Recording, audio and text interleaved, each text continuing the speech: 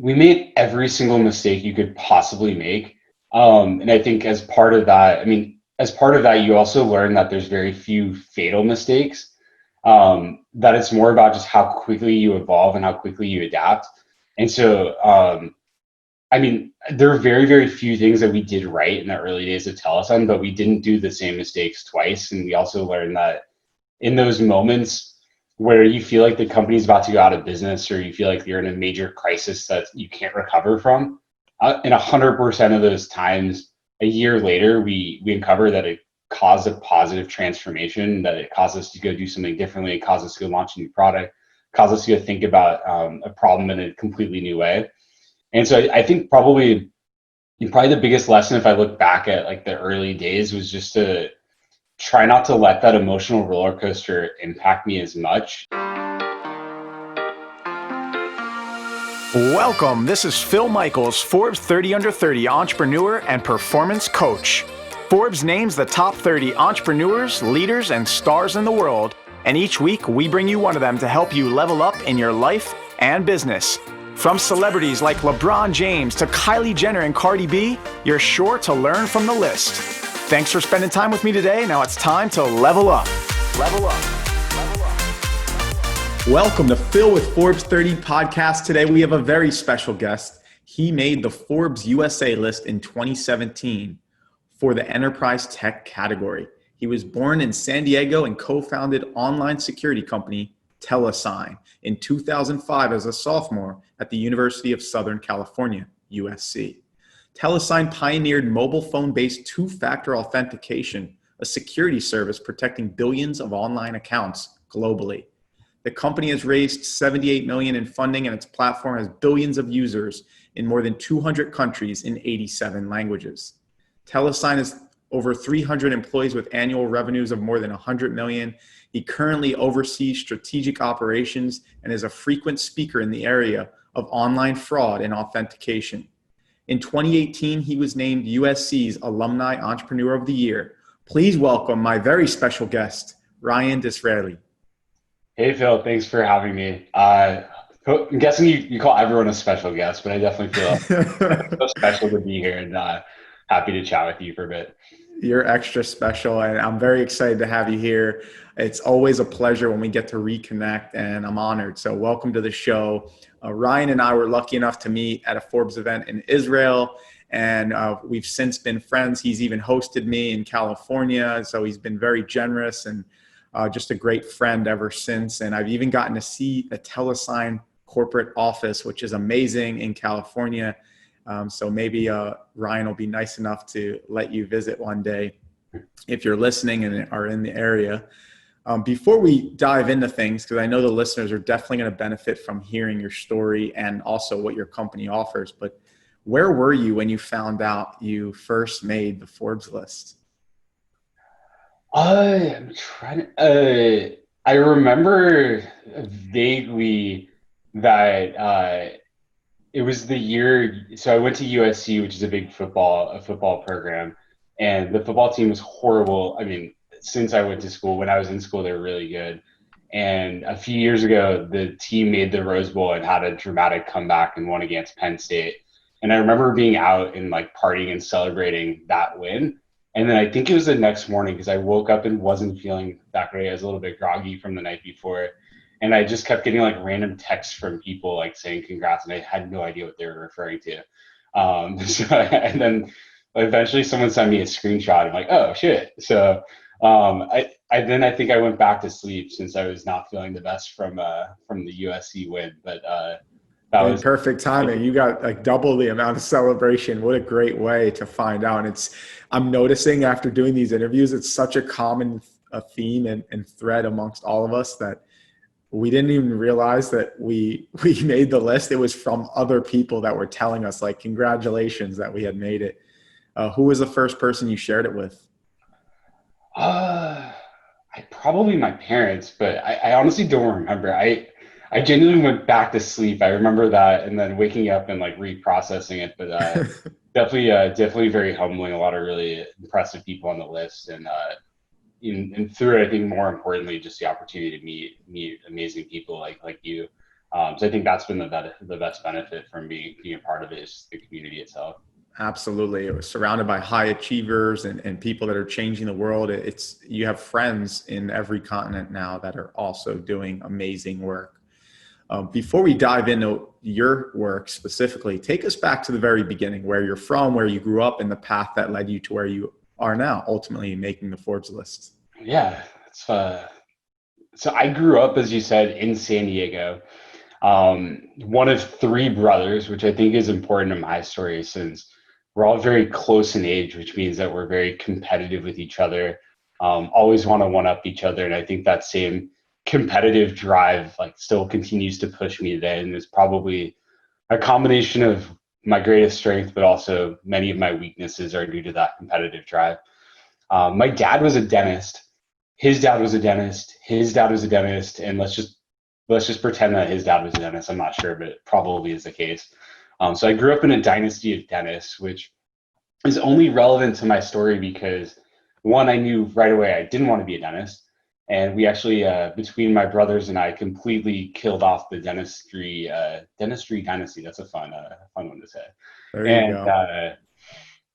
but the part that I was interested in was the business part, and I would always ask my dad questions about his business. And most dentists are they're almost mini entrepreneurs. They have their own business, their own practice, and a lot of being a good dentist is actually the business aspect of it. And I mean, I'd ask you, like, how do you know that you have a good dentist? Like you really don't know. Like unless you have someone else look at your teeth that's a dentist and verify that you have a good dentist, you really don't know. What you do know is like how you felt when you went to the office, um, and kind of all the other aspects of your dentist, like just whether you like them as a human being. But you really don't know if they're a good dentist or not. Yeah, how likable are they? Do you have some sort of energy or chemistry that you resonate with them? Do they seem friendly? But it's not like you're going out to Chipotle and shopping around at different prices versus Moe's burritos and versus Chipotle. Usually you pick a dentist and you're pretty much stuck with them. And as long as you like them, you stay with them. Yeah, I think I exactly. had the same dentist I had since I was in pediatric, age. And so, yeah, Dr. Applebaum, he just took care of me the rest of my life.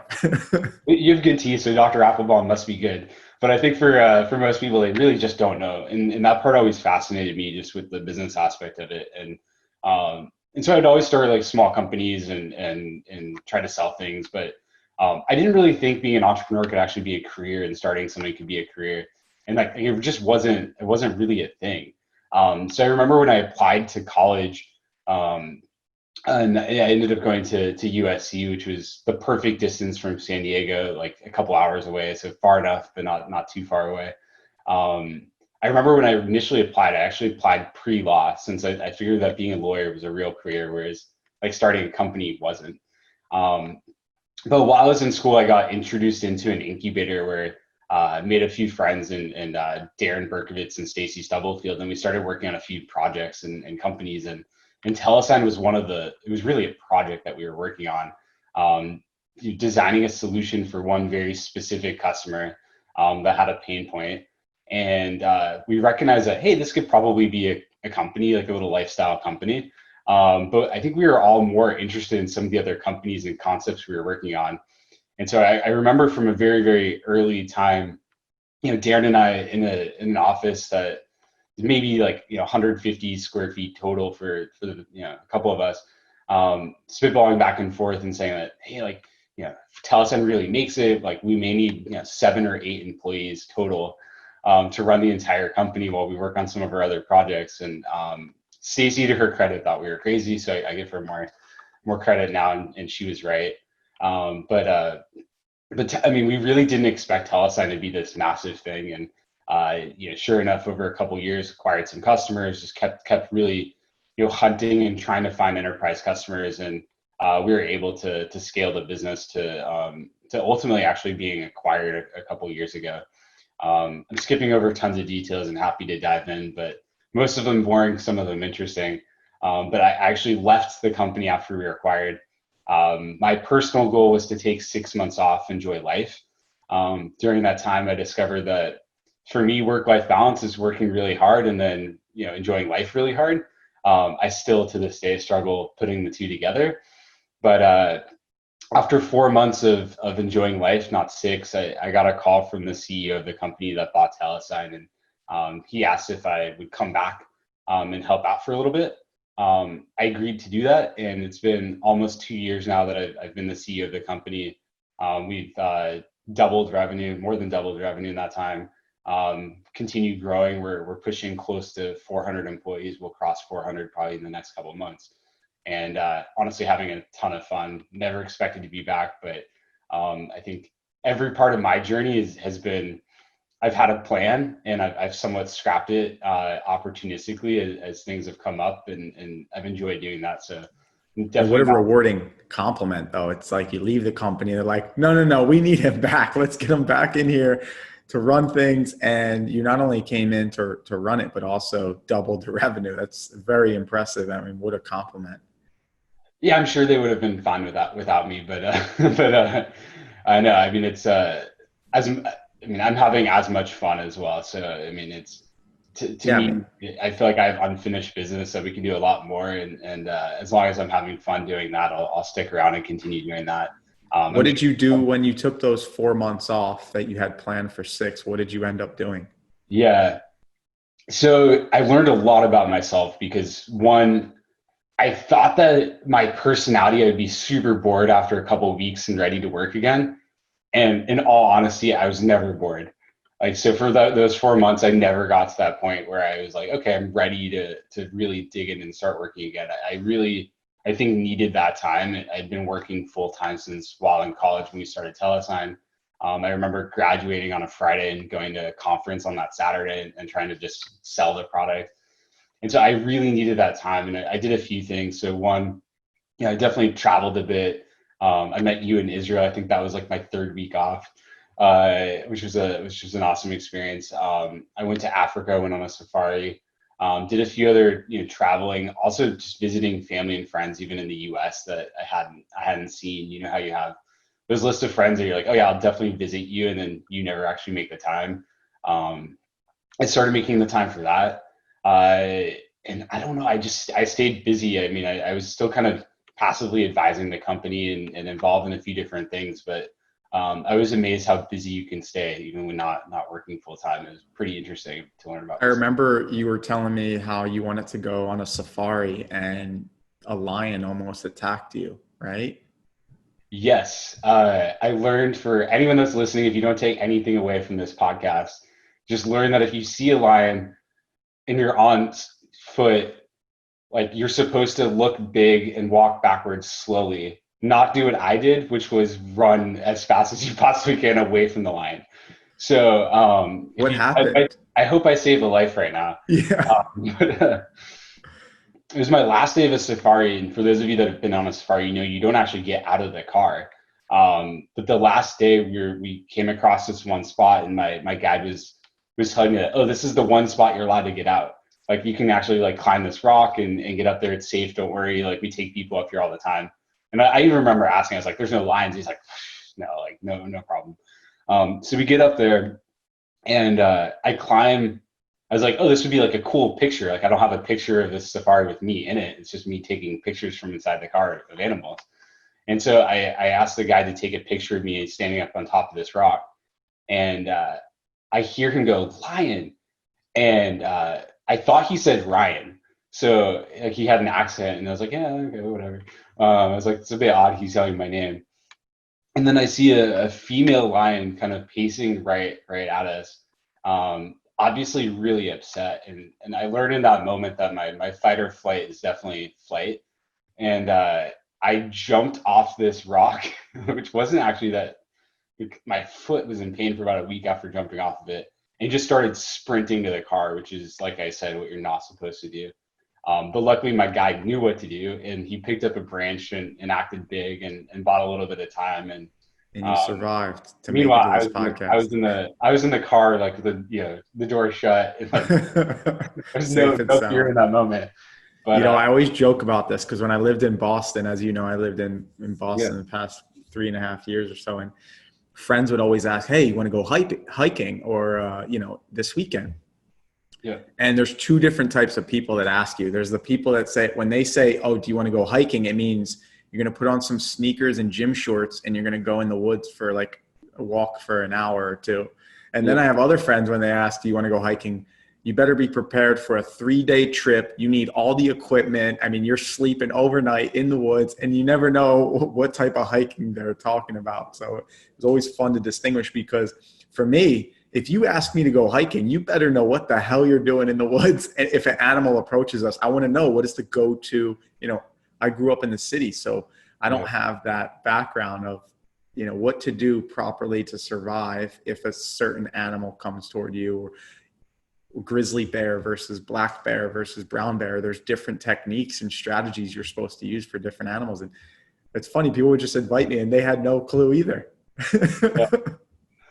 How do you find out if they're the walking type or the multi-day trek type? You have to be you just blatantly ask them and say, listen, you got to call them out on it, because if not, you're just going to assume that they know what they're doing. And a lot of the times they didn't. They knew as little as I did. In LA, when you're asked to go on a hike, it's almost entirely the put on sneakers and go for a walk that you may like. It may be on dirt, it may not be. But a hike here is very. And you have mountain lions there too, because I mean, Joe Rogan, he was talking about this on his podcast. Yeah. He goes for a run almost every day, and he brings a knife with him just in case, and because he says he comes across them a lot.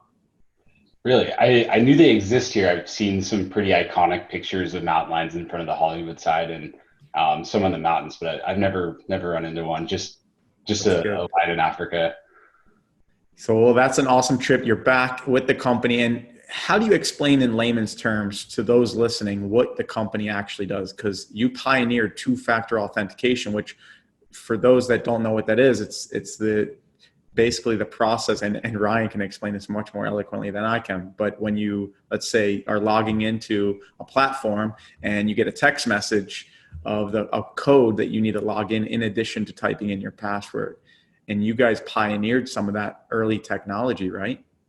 Yeah, I mean, you explained it quite well. So that's exactly what we do, and really for the largest websites in the world. So I think 9 of the top 10 largest websites in the U.S., 21 of the top 25 globally, and exactly that. Anytime you receive a text message or a call with a code to verify your identity, thank you. You're probably making TeleSign a fraction of a penny, and we appreciate it. And then behind the scenes, we do a lot more. That's what the consumer sees, but we do a lot more around the identity of that phone number and the identity of that customer, to help ensure that as these web properties onboard new users, they know that it's a real person.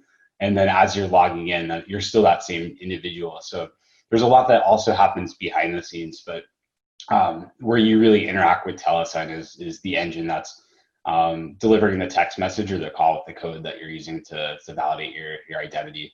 And how did you even think of that while you're in school? I mean, you called it a project because you didn't think it was going to be as big as it was. And then, I mean, how were you even thinking about that while you're in school? I can't take credit for the idea. The owner of the incubator had a nephew in Israel that owned an online backgammon website that was seeing a ton of fraud. And this was really mainly credit card fraud. So people using stolen credit cards. And what they started to do to fight the fraud is they hired a team of people to make a call after every order. So they would call a user and say, hey, just wanted to make sure you placed the order.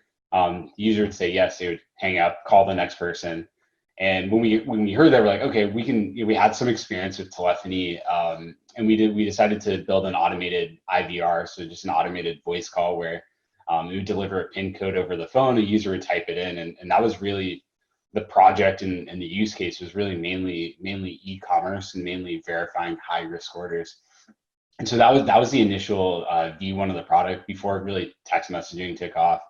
And once we had that launched and started acquiring some customers, we recognized really new markets and other use cases, including using it for, registration to verify it's a real person, and using it for two-factor authentication, where before using SMS and voice, people used to carry around these tokens. I don't know if you're familiar with them, like RSA tokens. And yeah, I had them in Nigeria actually. To get into your bank account, you still use these tokens, and you would put it on your keychain, and it would send you the token code.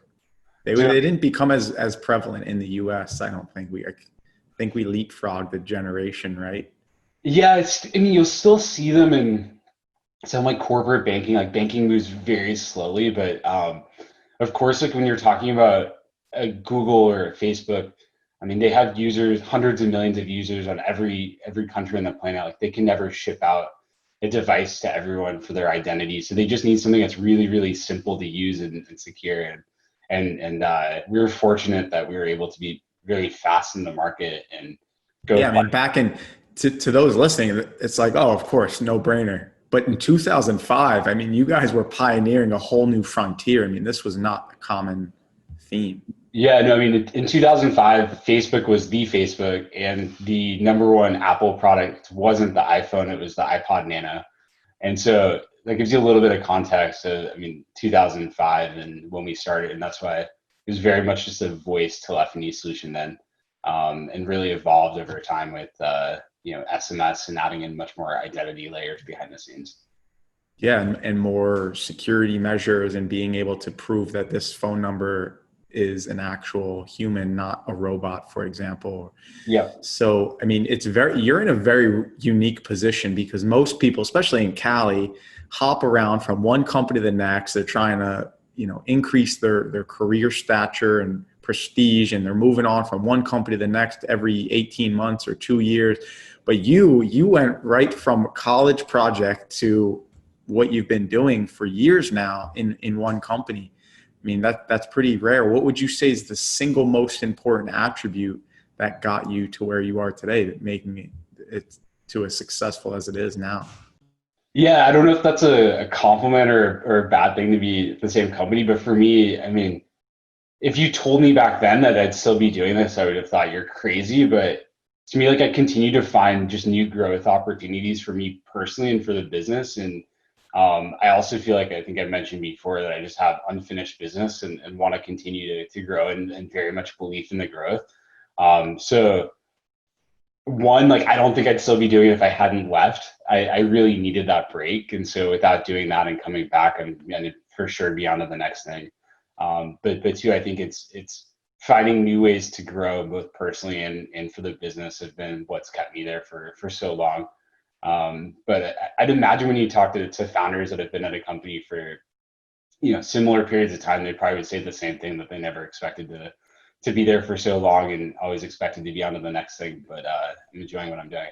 And that break was probably helpful too, because you're like, okay, I get to stop, pause, reflect, see how I envision the future and prevent burnout from happening. And then it's like an unexpected surprise that makes it even more worth, the positivity and energy that you get from it.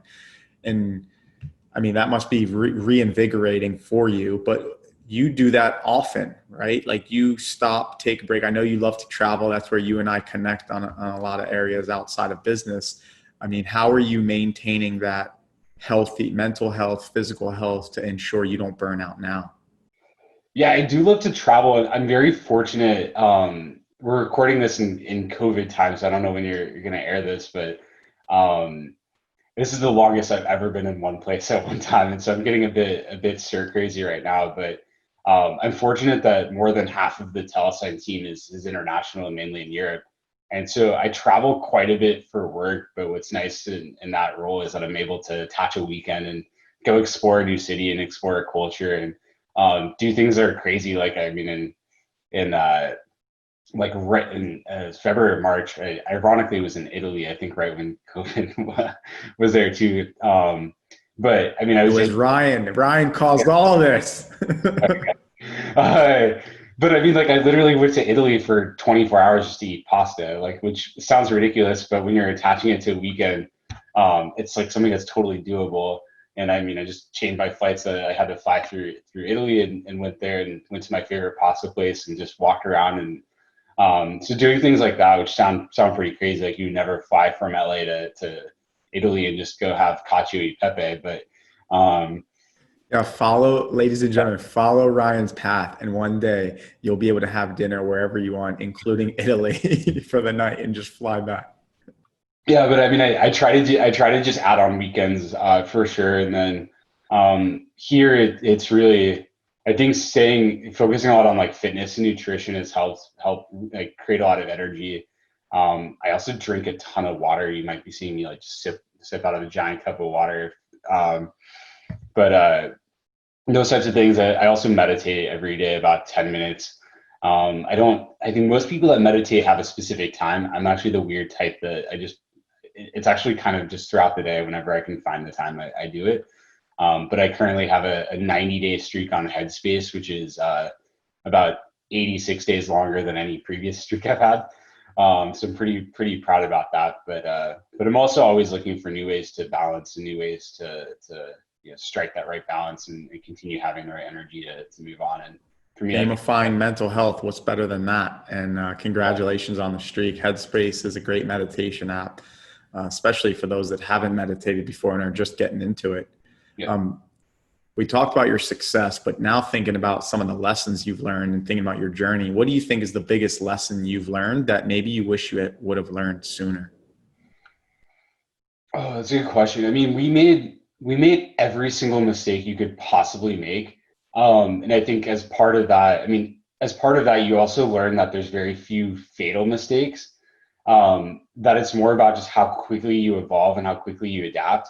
And so, I mean, there are very, very few things that we did right in the early days of TeleSign, but we didn't do the same mistakes twice. And we also learned that in those moments where you feel like the company's about to go out of business or you feel like you're in a major crisis that you can't recover from, in 100% of those times, a year later, we uncover that it caused a positive transformation, that it caused us to go do something differently, it caused us to go launch a new product, caused us to go think about a problem in a completely new way.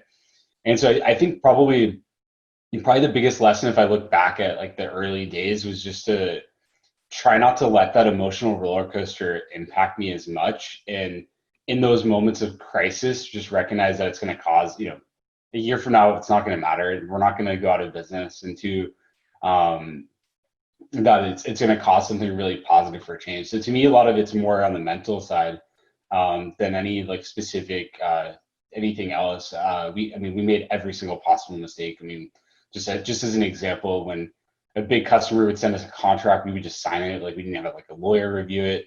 And so like literally every single mistake that you can make in an early part of a business, we made and paid the price for. Luckily, we're a bit smarter than that now, but so it was more the intangibles of making sure that you're holding your composure, making sure that you're being the calm amongst the storm and not wavering with every, fluctuation of the weather, for that's great. example. And I think that's the really fun part when you're in a startup environment is that the highs feel like the greatest thing in the world, but the lows are really shitty, and you really struggle with those moments. And so I think it's trying to figure out how you strike the balance where you don't temper the enthusiasm in those high moments. You still get to really enjoy them and celebrate them, and you should. But in those low moments, recognizing that they're going to lead to something really positive, and not to focus so much on the short term. That almost anything you do and any mistake you make is recoverable if you evolve quickly And if you hold your composure and just, there's a lot of volatility. It's like a roller coaster. And if you can just lower the upper control limits and lower control limits to make sure the volatility isn't as extreme or polarizing or hyperbolic, then you're going to create a more stable environment for yourself mentally, but also for your team and for your business. And it's kind of like like the old cliche saying of just enjoy the ride. You have to find the fun in those moments of ups and downs. And if you don't, and you let yourself succumb to the emotional intensity of each up and down, you're going to burn out. Yep. And you might end up making the wrong decision now because you didn't hold your composure. It's like you'll get over the mistake, the tangible stuff you can learn from, you can grow, you can get advice, you can hire coaches. But if you can't control your mental health or your stability, then that's where you're able to make bigger mistakes that might be more permanent and even affecting relationships. And that goes to your co-founders. Like, how have you guys been able to stay together for so long And can you tell us a little bit about that and how you maintain some of that health between the relationships of a company, especially with a school startup that has transcended all these different changes and transformations? I mean, I think I got really, really lucky with my co-founders. I wish that there was some sort of like dramatic meeting where we got in a room and like all of us realized we had complementary skills and like planned this out. But we really didn't happen. It was more accidental. But I got so lucky to work with like two people that I really connected with, and to this day are really, really close friends, and I have this extreme amount of trust with. And I think part of that was our personalities meshed well together, but a big piece of it was we just went through so many tough moments and times together, and when you do that, like I think it's very natural to build bonds and connections, and we always had a lot of trust, and I think that was really important for us, that we were able to challenge each other and debate things very openly, but also knowing that it wasn't personal. And I remember, I mean, even meetings almost to this day where like it's, Stacy's still with the company. Darren left shortly after I did, after the acquisition, but Stacy and I can be in a meeting and be debating and arguing about something, and people come up to us afterwards and be like, are you guys okay? Like, what's wrong with you guys? We're like, yeah, we're fine. Like, we're gonna go get sushi right now. Like, there's just we've built up enough comfort level with each other that we can openly debate and discuss and walk away from it without So it. healthy. Yeah. Sushi solves everything too. But Yeah. no, I Yeah. mean, you're right. When you go through these ups and downs together and overcome them, you overcome the obstacles and challenges together on the other side, Yeah. your relationship's even better than it was before. And you forge that bond even deeper. I mean, I lived with my co-founders in the slums of Nigeria. I mean, it's very rare you're ever going to have that experience with anyone in your life. And so they'll always be family to me, irrespective of whether they stay with the company or not, because you've been through so much. Anything that happens outside of that, I mean, nothing could be harder than living there together. And same with the challenges with running a startup. Nothing is harder sometimes than the challenges you have to overcome as a business. And so if you're able to overcome that and you become even stronger, and it's like that old quote, I love this quote, which is strong timber does not, or good timber does not come with ease. The stronger the wind, the stronger the trees. And so if you have a relationship where you never had to go through any tough challenges or obstacles to overcome, it's not well tested. It doesn't have a good barometer for a litmus test of how strong that bond is. Yeah, I've never been married, so I can't appropriately make the analogy, but from what I talk friends that are married, I mean, I think it's very similar, where you have to go through like challenging moments, and you have to like have like those ups and downs together, and that's where you really forge that connection and that bond. And I mean, I will always have a bond with Darren and Stacey, and I think one we got really lucky. I mean, I don't think I can overstate that, but two, just the personalities and the fact that we were able to build trust so quickly, and never have it get personal, never lose trust in the entire amount of time that we all work together. That's awesome. And, one of the other things that you and I talked about is we have these ideas, but we don't necessarily want to run them. And you and I were just talking about this last time we connected a couple of weeks ago, and kind of like Rocket Internet's idea. And I actually thought of you because the last interview I just had was with this guy, is a venture capital guy, and he created something called the anchorlist.com. And it's basically to find the best operators, not the best founders, the best operators. So when you do have that idea, and they rate people in 6 categories because they feel like there's 6 positions that can run a healthy startup and operate it properly. And I immediately thought of Ryan. I'm like, oh, this is totally up our alley, because we have these ideas. We don't necessarily want to run them, but we want to put them forward so other people can run them and move forward. So I figured I'd mention that to you. But what advice would you give someone that's listening that maybe has co-founders right now and they're dealing with some challenges, and they want to stay with the company and grow the company as large as you have? I mean, what do you do to help with those growing pains? Because who you are as students is different than who you are as professional, coworkers. And then also you're a person that is good at being a founder is not always good at being an operator. What advice would you give there? I mean, I think the biggest thing is just trying to surround yourself with the right like coaches and mentors, or whether that's an advisory board or an actual board. And I think this is easier than most people realize to do. And when you ask someone for help and advice, like it's very flattering, and you can. It's shocking the number of like senior profile people that you can reach out to and approach it from. Hey, I would just love to pick your brain or like ask for advice. The response rate on something like that is really high, compared to just compared to just trying to sell someone something or ask for something. It turns out people really get flattered when you ask for advice or ask for help or mentorship or coaching. And so I think it's, Tellison was fortunate that we built a company to scale where we were able to go higher in and build the leadership team by, augmenting the three of us with people that had done it before, and people that had the operational experience. But as I look back, I think we could have augmented our own gaps in building a business just by hiring an advisory board, or building an advisory board, and finding mentors in the space that could really help guide us and coach us. And I mean, I've gone through like a pretty interesting journey, because I mean, as a co-founder, we then hired a CEO. Um, we went through an acquisition process, and then I became CEO after an acquisition, after leaving for a year. So I've kind of been through each of those pieces. And I still think founders make amazing CEOs. You have that sort of paranoia, that vision. You have, you're very customer obsessed. You remember what it was like to be at zero, and that paranoia always kind of lives with you. So I think anyone's actually capable of sitting in that seat that started a company.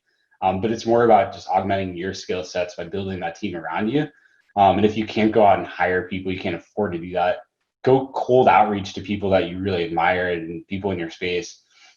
And I think most people would be shocked to see the response rate when you position it from a perspective of, hey, just want your advice and your coaching, and like, would you spare 30 minutes? And you can take that from Yeah. 30 minutes and then turn that into a longer term relationship. But I've always been amazed when I've reached out for help, how responsive people are. Especially when you're a student. I mean, use that student card. Everybody loves helping a student. Yeah.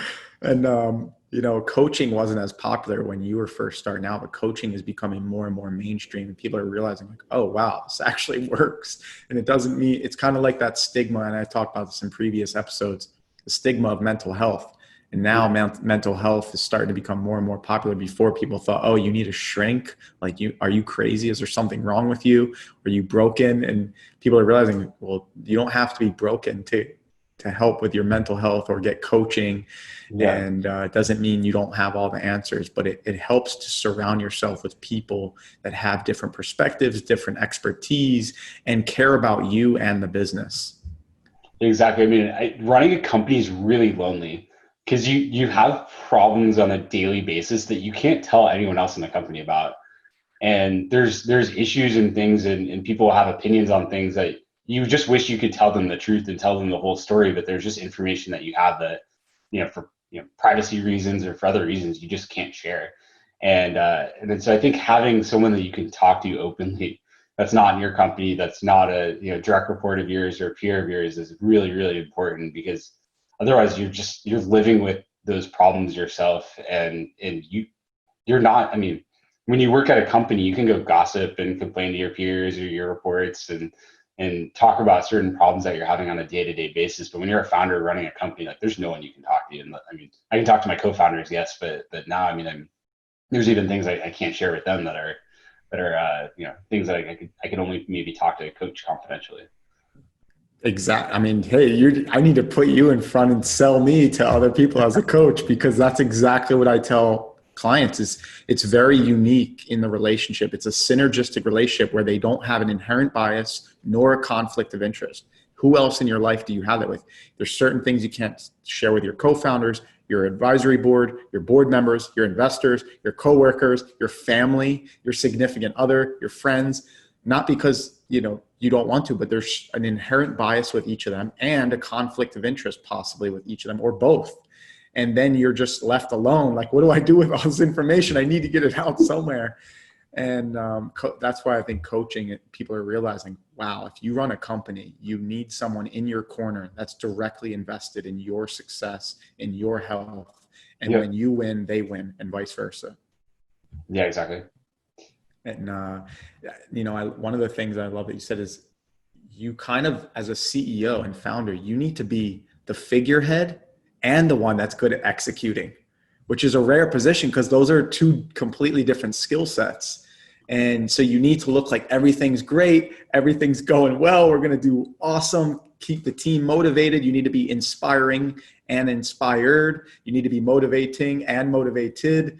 And then at the same time, you also need to put out fires and execute well, which Yeah, are I two mean, completely and different characteristics. sometimes those moments when actually you're feeling the worst, or those are the moments when you actually have to put on the face and be to the external world of the company, be the most positive and most uplifting, and that can be hard, but it's an important part of the job. Is to, I mean, the analogy I always use is whenever I fly a lot. We talked about traveling.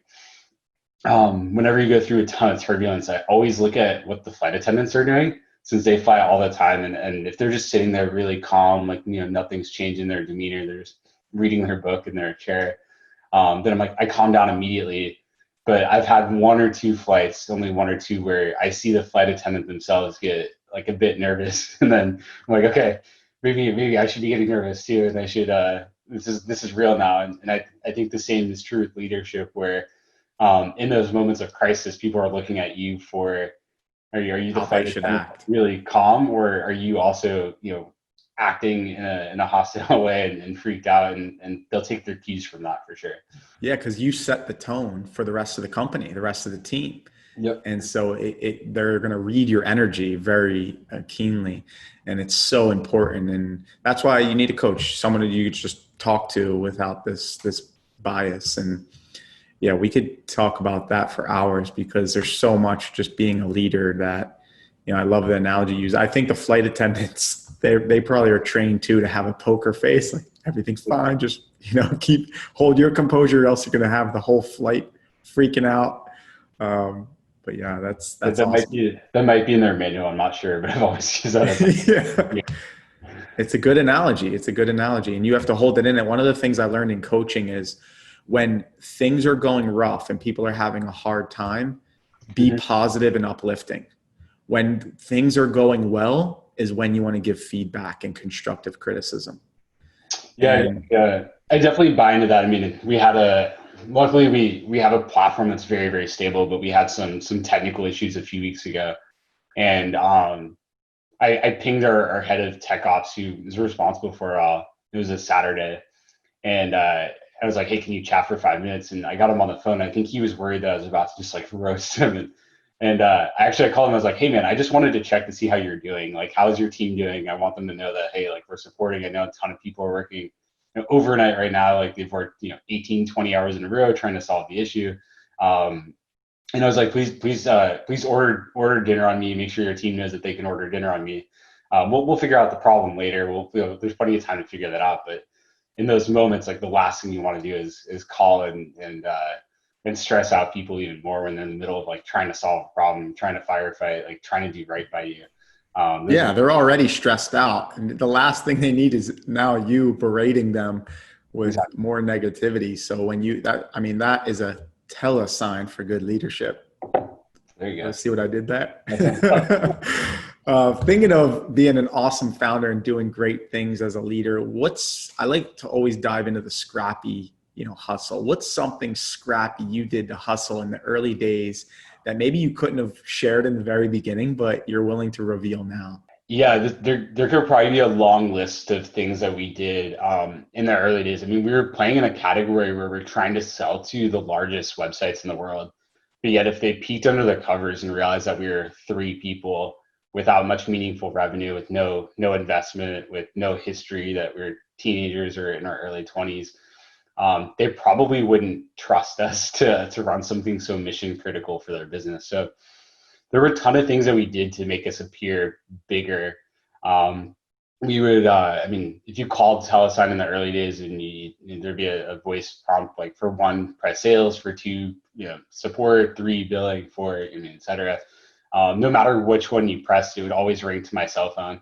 And I was almost always in class if it was during the week. So I'd have to run out of class, and it started getting a bit awkward that I was always answering the phone regardless of who you called. So a bit ashamed, but we actually came up with of employees that were just alter egos of ourselves that we would create email addresses for, and they would respond to clients so that it wasn't always weird that the founders were always responding to every client request. So I think That's amazing.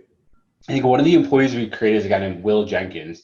I'm pretty sure still has a LinkedIn profile. So feel free if you're listening to add Will Jenkins on LinkedIn. Wow, you went that far. You were like, not only are we going to change the voice, create an alter ego, we're going to have their own LinkedIn profile, their own email address.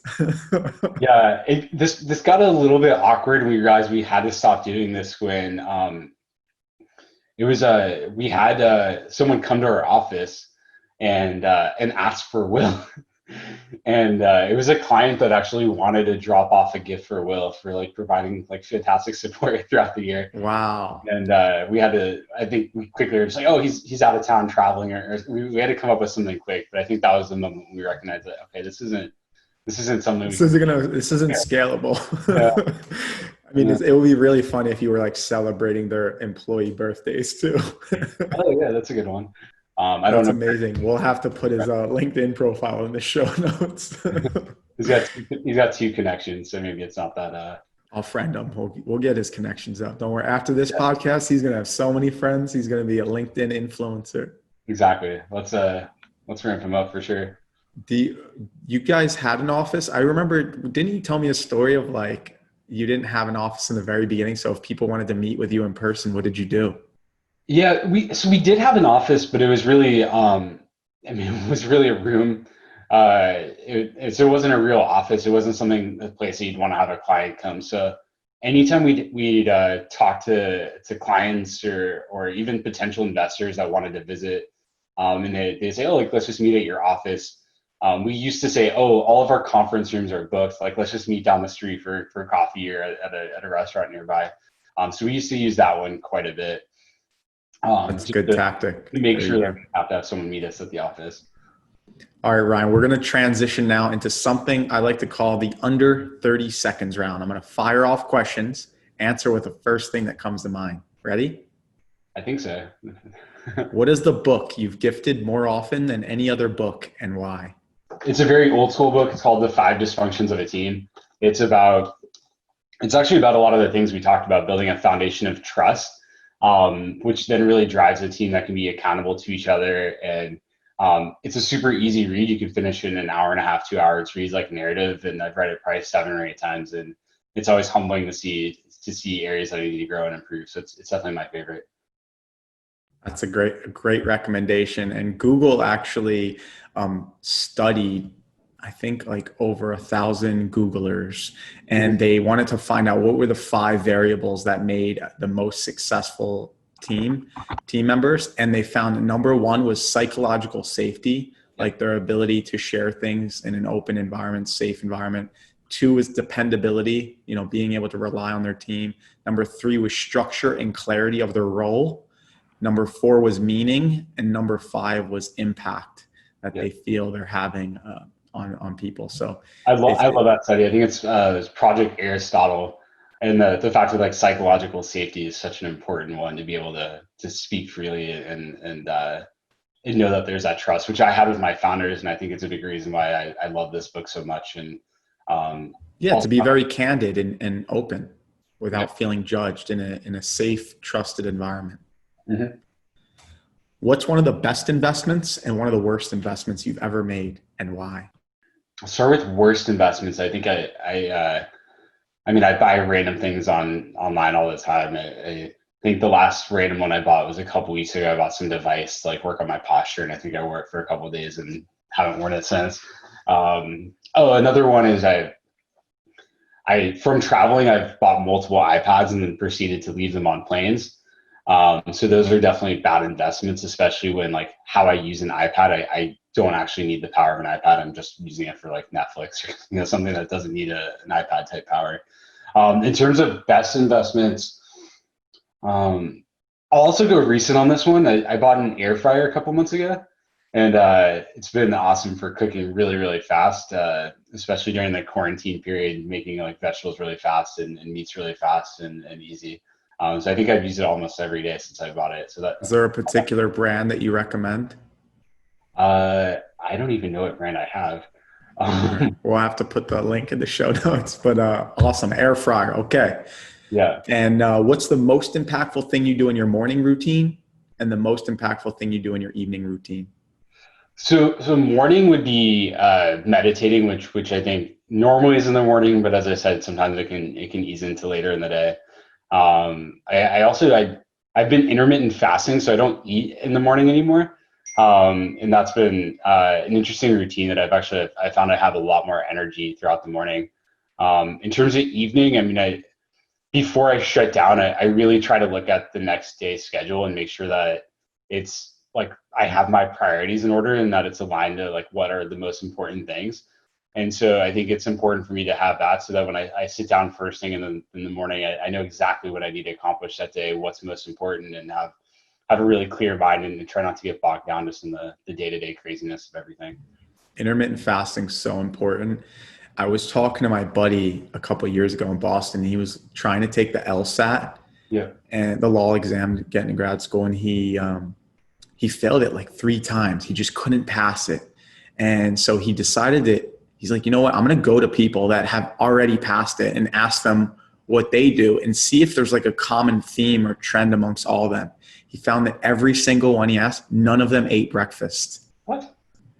None of them. And he's like, all right, that's how he started intermittent fasting. And I was like, wow, maybe this was before it started becoming buzzwordy, and now it's become like a mainstream thing and it's published everywhere. But that was the one common theme he saw amongst all of them. That's how he started intermittent fasting. And he intrigued me to start looking into it. This was like 4 or 5 years ago. Yeah. It's pretty cool. I'm definitely late to the fad as I am with most things. I'm usually way behind, not on it. But I've been doing it for a couple months now, like basically nonstop. And You do the 8-16 split? yeah, and I'm on. So like right now, like it's been 15 hours, so I get to eat in about an hour, but I'm not hungry at all. I feel like my energy level is really great. And if you haven't tried it, I definitely recommend people try it. Yeah. The It's first awesome. day is like somewhat hard. It's actually not as hard as I expected it. And It's more of the routine, I think, than anything. I don't think people, can't survive the hunger pains. I think it's more of just they're so used to their routine that they look forward to a good breakfast. yeah, Last two, pretend you won the Peter Thiel Fellowship and you're going to get money to start a business instead of go to college. What's the very first thing you do to start your new business? I think it's a fantasy question since I'm not young enough to win the Peter Thiel Fellowship anymore. But I think it would be looking for operators and looking to build a team and find other really like-minded people. And I love that you have a friend and like is literally building a platform for finding operators. And I don't think there's enough recognition for how important those are. I mean, ideas are easy. I have tons of ideas, but it's about execution. And so I think for me, it'd be trying to just identify and build teams and find really smart people that can help take ideas and bring them and start scaling them. 100%. What's something you never knew you needed? I mean, maybe the air fryer. We're really promoting this air fryer thing. Yeah. Yeah, I don't know. That's a good question. We'll chalk it down as an air fryer until our next episode at a later time when we check in with Ryan in a year or two from now. Yeah. Before you go, thank you so much for being here today, Ryan. What's next for you? What's the next big goal, milestone, or bucket list item you want to achieve? Yeah, I mean, I have some longer term goals, but I very much have a lot of like very short term goals, and I kind of nerd out and create OKRs for myself across a bunch of different areas, business, but also life, and I do it actually monthly. Most people do it quarterly, and so to me, it's really growth across every dimension, whether it's personal, business. I I recently read like Kobe Bryant's Mamba Mentality book, which is behind me, and I love the concept of that, which is just getting better every day and growing in everything that you do. And for Kobe, that was obviously basketball and then other interests. But for me, it's getting better at life and becoming a better friend to friends, better at relationships and better at business and better at like myself and my health and well being. And so try to look at it across all of those, but it's just getting better every single day. Love that. Get better every single day. Where do listeners go to connect with you directly? I'm pretty bad at social media, so LinkedIn is probably the one that I'm most likely to respond. But if you reach out on LinkedIn, make sure to reference the podcast. Otherwise, there's a lot of just random, people trying to sell you on LinkedIn and they don't include anything, and I usually ignore those. So make sure to reference this, and I'm happy to connect and look forward to connecting with anyone that's listening to Phil. Great. Please go connect with Ryan. Thank you, ladies and gentlemen, for being here today. This is Ryan Disraeli with TeleSign, who pioneered two-factor authentication with text messages. We learned so much today: how to survive a lion attack, how to work with your co-founders and make sure you build a long-lasting relationship, and the benefits of an air fryer. Ryan, thank you so much for being here today. Such a pleasure reconnecting. Thanks, Phil. It's been a ton of fun. And like I said, if you take nothing away, just remember, don't run away from a lion, act big, and walk away slowly. Act bigger than you are, not just in a lion attack, but sometimes with your startup as well. Exactly. Even if it makes creating Will Jenkins alter ego. Thanks for joining us today. I hope this episode helped you as much as it helped me. Who do you think would benefit from hearing it? You can make an impact on their life by sharing it now. Before you go, I encourage you to tell us your favorite part of the episode in the review section. Now it's time to level up. Level up.